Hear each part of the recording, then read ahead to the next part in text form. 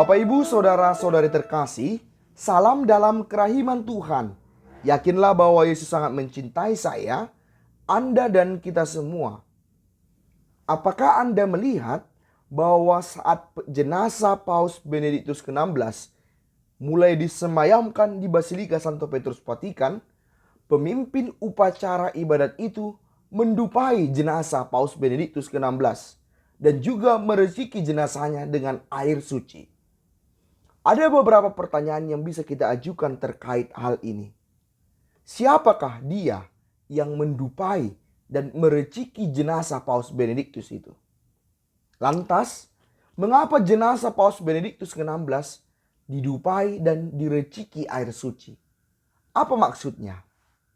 Bapak, Ibu, Saudara-saudari terkasih, yang memimpin upacara penyambutan jenazah Paus Benediktus ke-16 yang juga mendupai dan mereciki jenazah Paus Benediktus ke-16 adalah Kardinal Mauro Gambetti. Ia adalah Imam Agung Basilika Santo Petrus, pemimpin peribadatan penanggung jawab peribadatan di Basilika Santo Petrus Vatikan.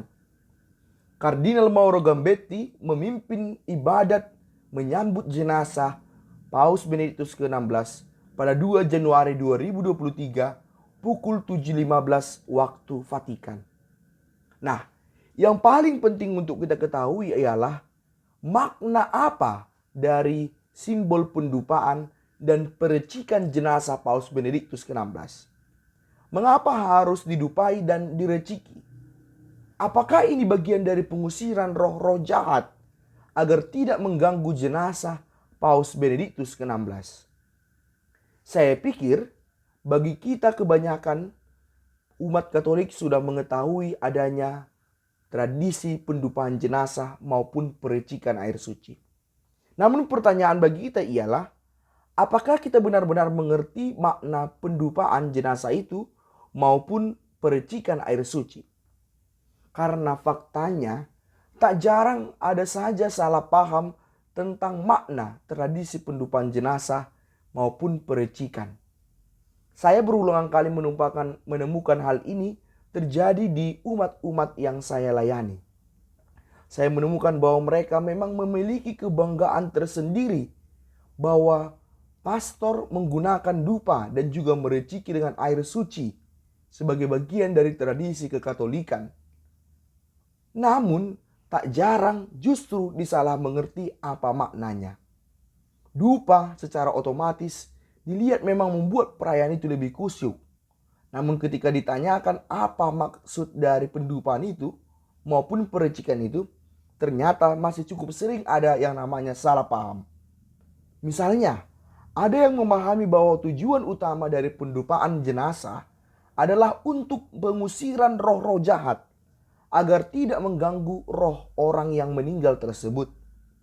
Ada juga yang menyatakan bahwa pendupaan maupun perecikan air suci adalah pengusiran roh orang yang meninggal itu agar tidak mengganggu lagi keluarga yang ditinggalkan yang masih hidup.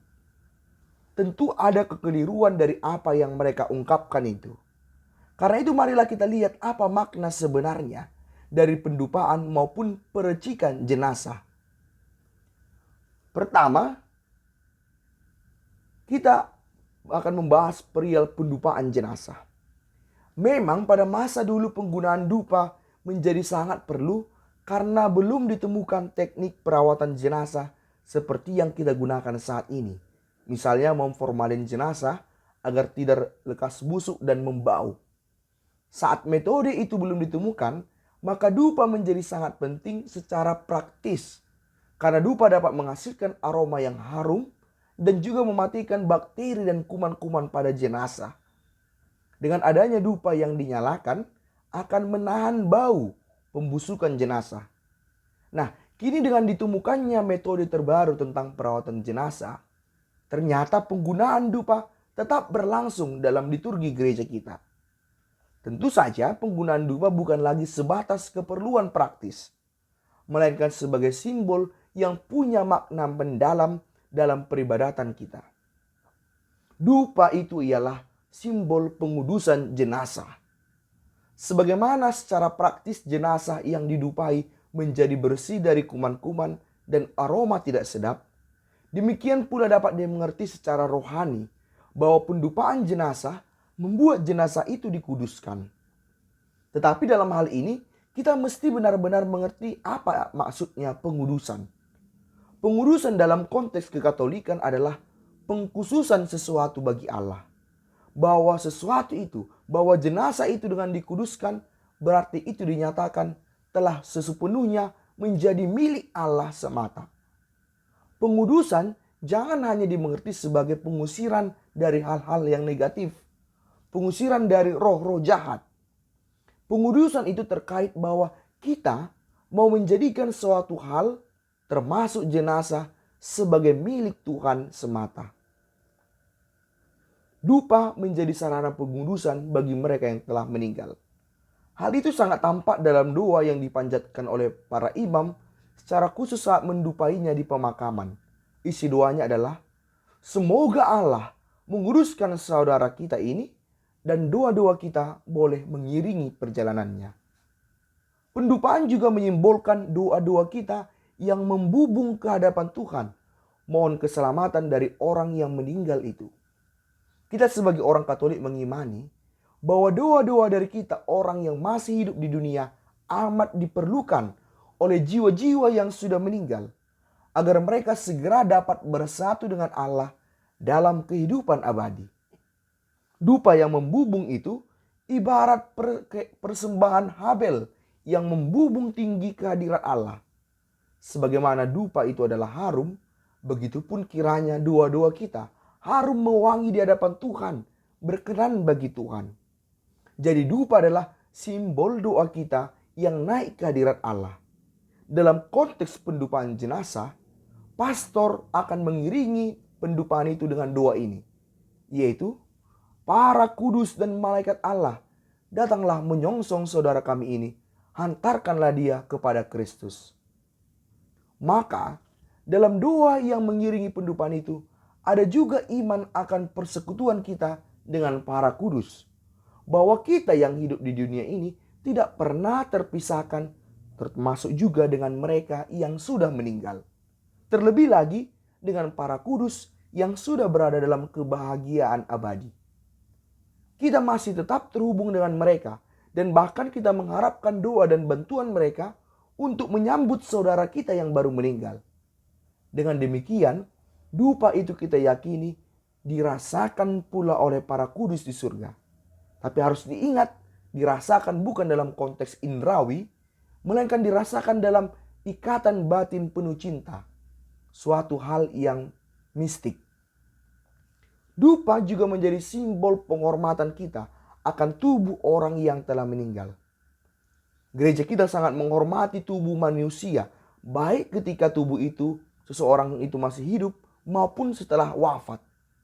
Karena itulah kita tidak boleh sembarang saja membuang atau menanam jenazah begitu saja.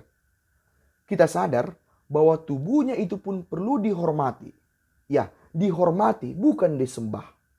Jadi pendupaan yang kita berikan bagi jenazah juga adalah simbol dari penghormatan kepada tubuh manusia yang dalam kitab suci dinyatakan sebagai bait Roh Kudus pula. Ingat, penghormatan, bukan penyembahan.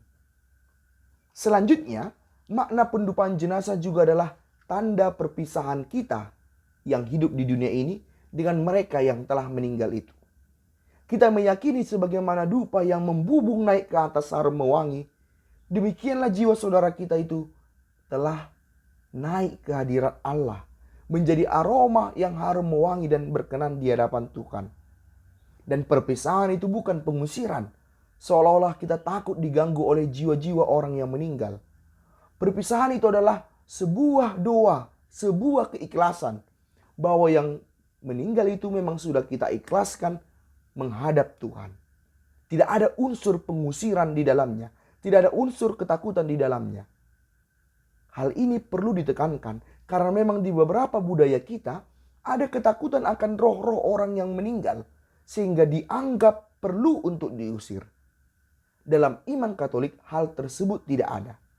Orang yang sudah meninggal mestinya diikhlaskan, bahkan diiringi perjalanannya dengan doa-doa, bukannya diusir.